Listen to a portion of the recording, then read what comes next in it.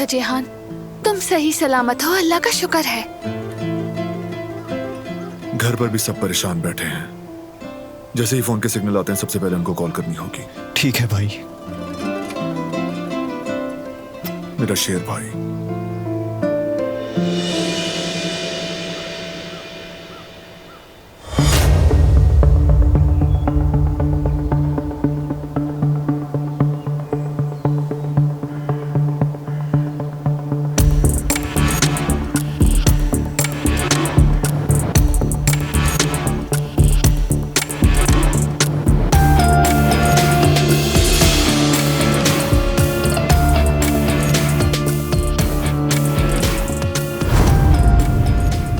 कौन? हाँ, और क्या सोचकर तुम बारान जैसे बंदे के लिए जाल बिछा रहे हो?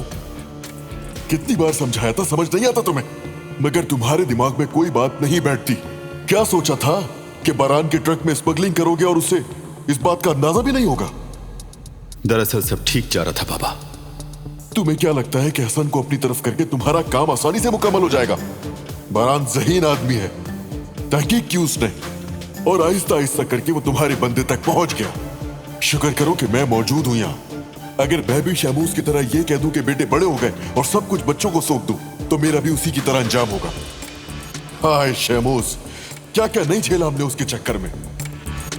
तुम मेरी औलाद हो या आजमाइश, मुझे अब तक समझ नहीं आया।